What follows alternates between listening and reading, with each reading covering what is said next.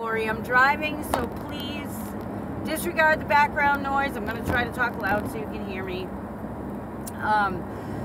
So how do you know you're in a toxic relationship? This is part 2 of a series, I don't know how many it's going to turn out to be, of toxic relationships.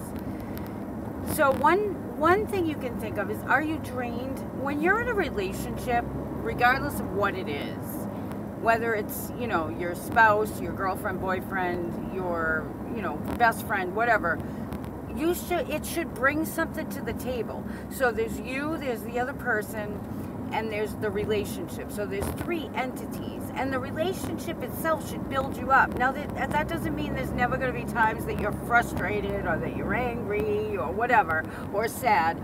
But for the most part, the relationship should add fulfillment to your life. It should add something. You should feel pleased and you want to serve this other person without expecting anything back, because it gives you pleasure to serve this other person.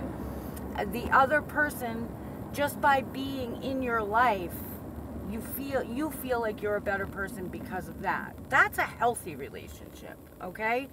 So if you're feeling drained after being with this person, or if you feel like maybe you're questioning your own self, your own sanity, your own decisions, you look at yourself, am I a bad person? Are you constantly in defense mode? Do you find yourself trying to explain yourself a lot? Do you feel like you can't communicate the truth? Do you feel like you're walking on eggshells? These are all signs of an unhealthy, toxic relationship. So if you're feeling any of those ways, you might want to sit back and re-examine. Now, we can only look at ourselves. I'm not doing this so you place blame. We need to look at ourselves. And why am I here? And what is it about this relationship that's not healthy for me?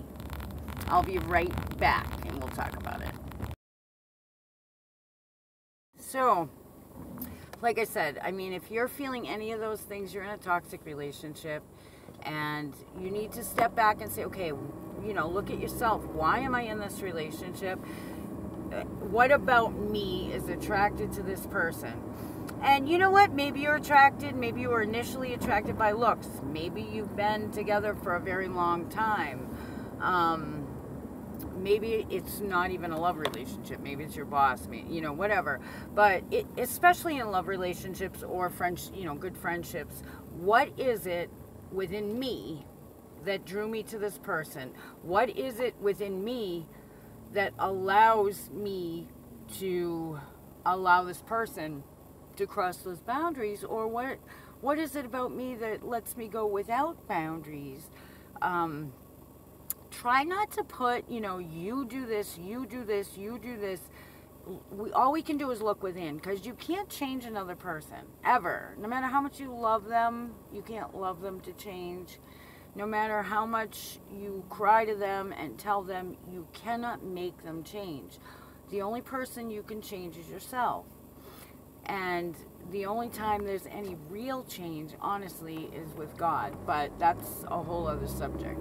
So just remember, you can't change anybody no matter what. And it's really not a reflection. Another thing that people do, it's not really a reflection of their love for you. Another thing that people do is they say, well, that person's love is not sincere because he or she blah, blah, blah, blah, blah. And I would blah, blah, blah, blah, blah. And we got to stop doing that, because each person is different. And, my son said this to me the other day, and he's so right. We all live in our own reality, which is true. It can sound a little harsh, but they're coming from their perspective. So just because somebody did something or did not do something, you can't say, well, I'm not good enough, or they don't love me, because maybe they do love you, but that's the only capacity they have to love. So therefore, it's no reflection on you. It's no reflection on how they truly feel about you. So I want you to stop doing that, okay?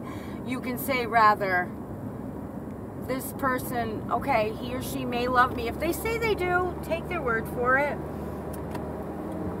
But it's not what I need out of a relationship. It's not the way I want somebody to love me. I need more than this, or I need whatever, okay? Try doing that, okay? Because I really get bothered by people saying, well, he didn't love me, it was all a waste of time, or she didn't love me. No, it wasn't. First of all, it's not a waste of time. You hopefully learned a lesson and grew through it. Hopefully, oh, sorry, this is shaking so much. My car is shaking. I'll try to hold it.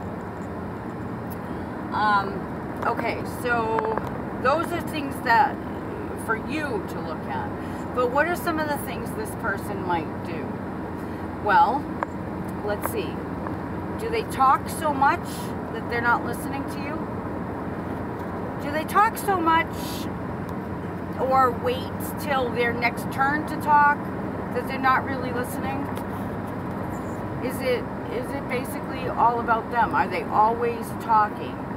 Do they claim to know your feelings? You know, when you start to talk, do they answer it for you?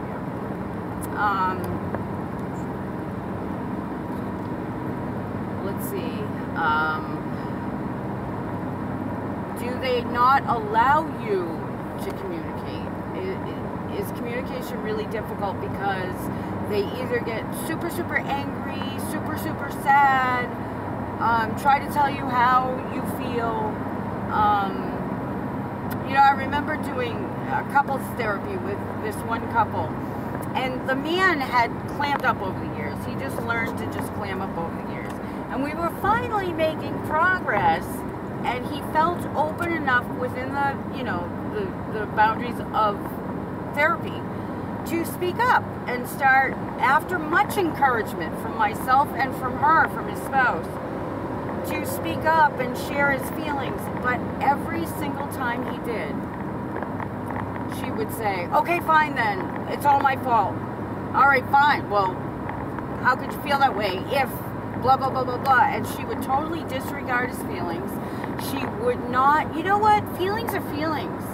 Just because somebody feels a certain way, that's not, you know, admitting guilt on your part to validate their feelings. You know what I'm saying? But she would not validate his feelings. She would use them against him. And he looked at me and he said, see, I can't talk to her. I'd rather not talk to her. It just makes things easier. So that's one thing that people do. And sometimes people talk a lot because they're nervous.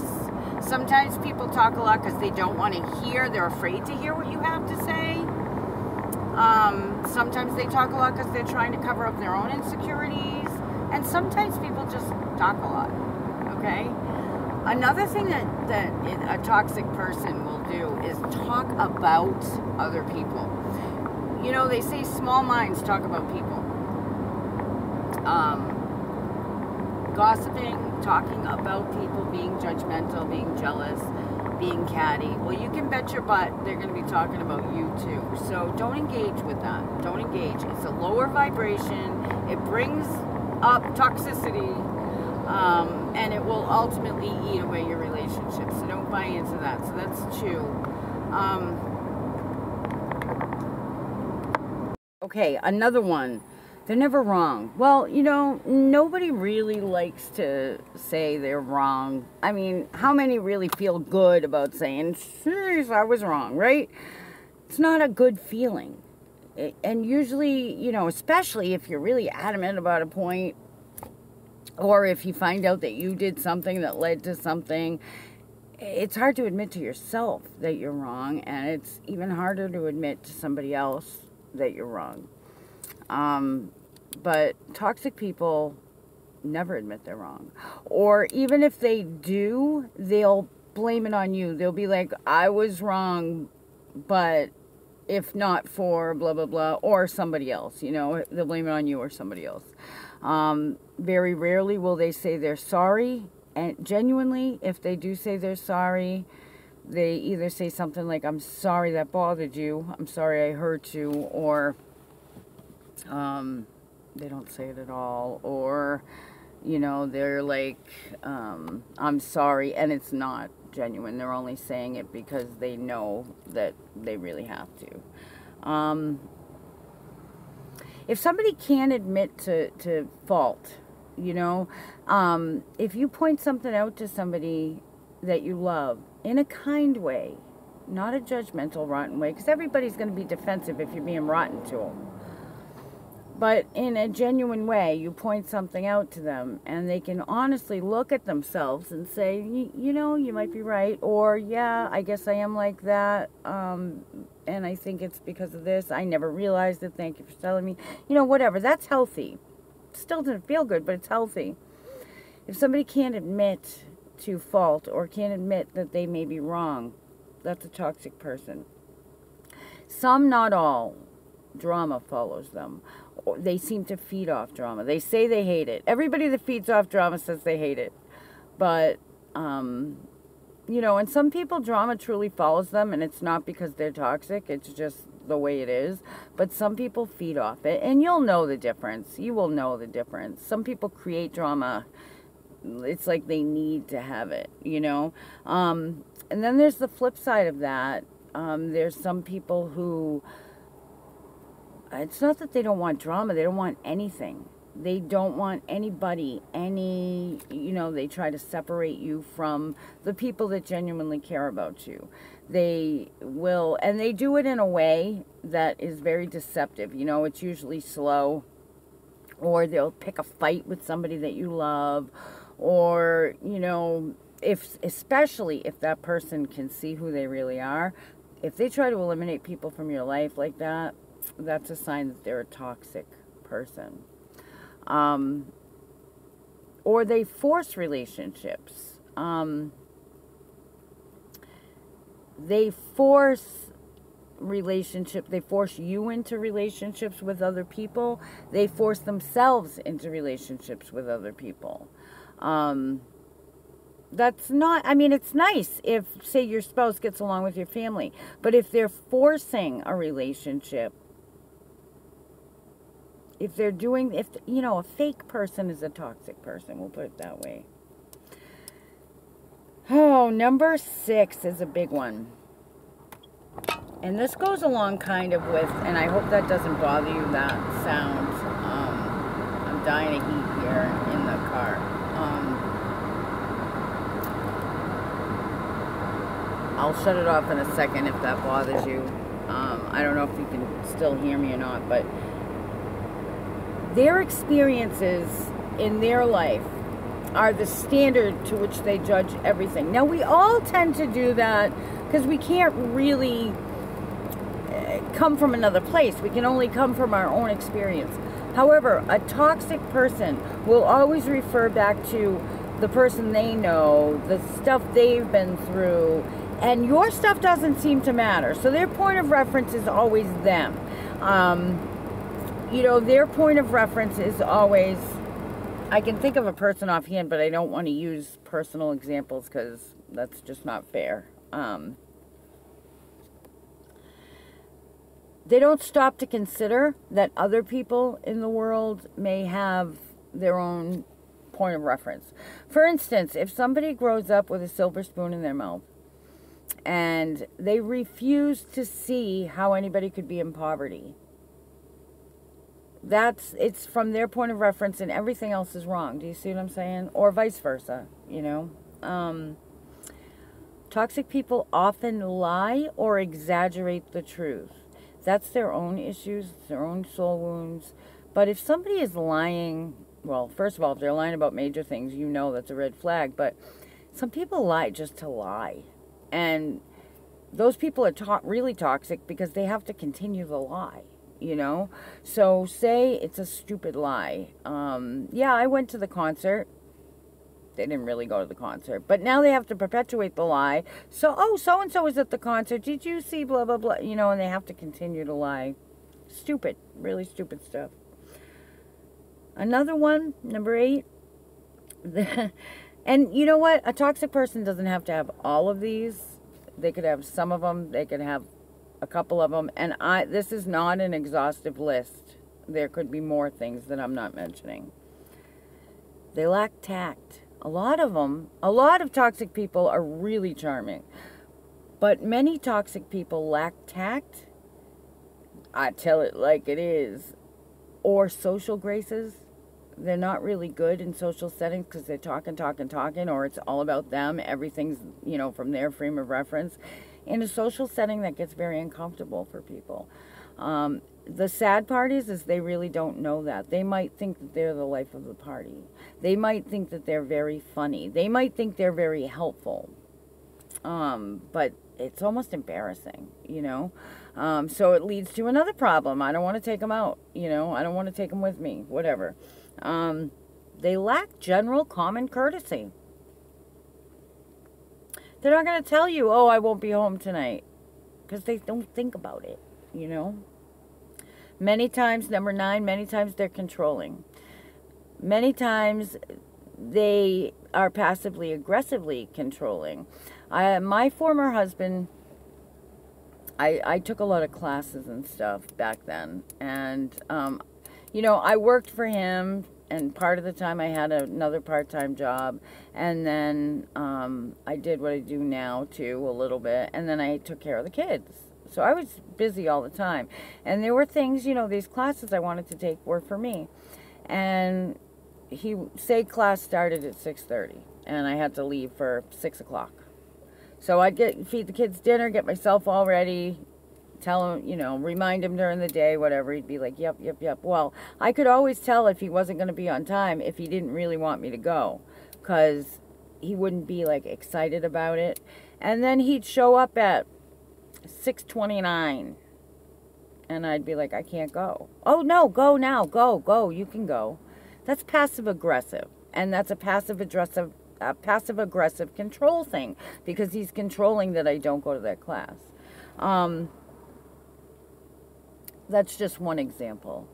Another thing may be, and this is classic for females to do, go ahead and do it. If you say, I want to do something, oh, go ahead. And you know they're mad. Are you mad? Nope. And then you go and do it, and they're like, I can't believe you did that. That's a control thing. How about if they make you feel like you need to control things because they're so much out of order that you feel like you need to control things? That goes along with the controlling. It's like the backside of it. Because if somebody's so chaotic that you need to come in and take control, they're kind of controlling that too from the back end.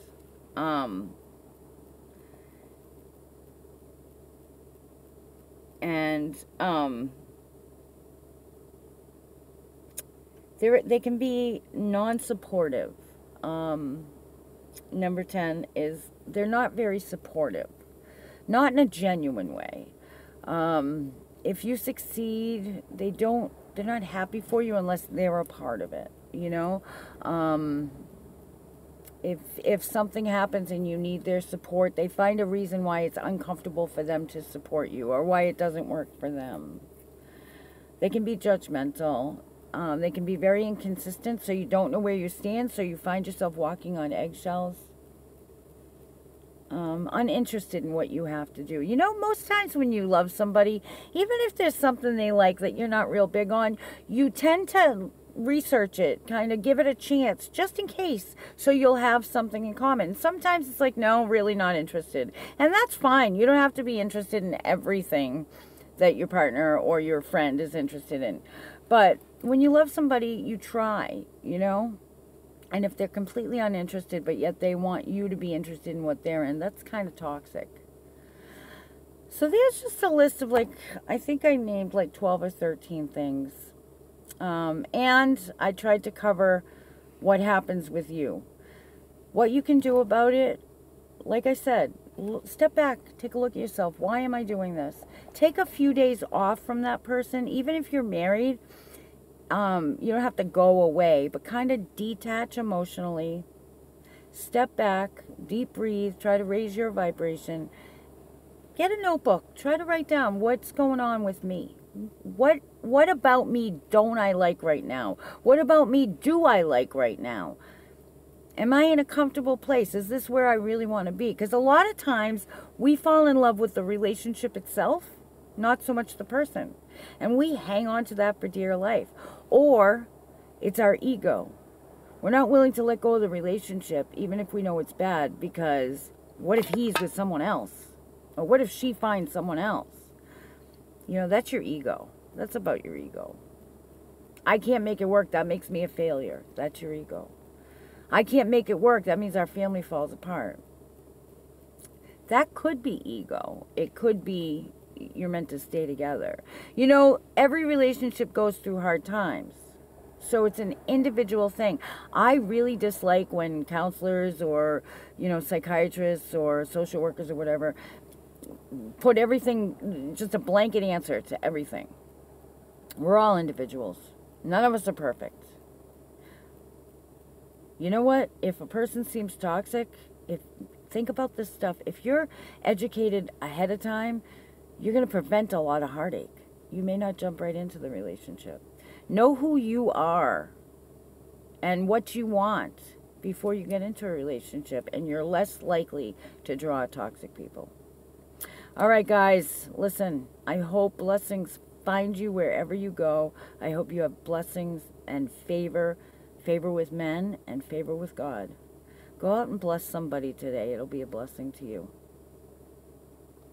If you'd like to give a donation, I'll put the link down below. If you'd like to join a group, please message me. I'd love to start one or work with you individually. Keep me in your prayers. I'll keep you in mine. Thanks, and you have a great day.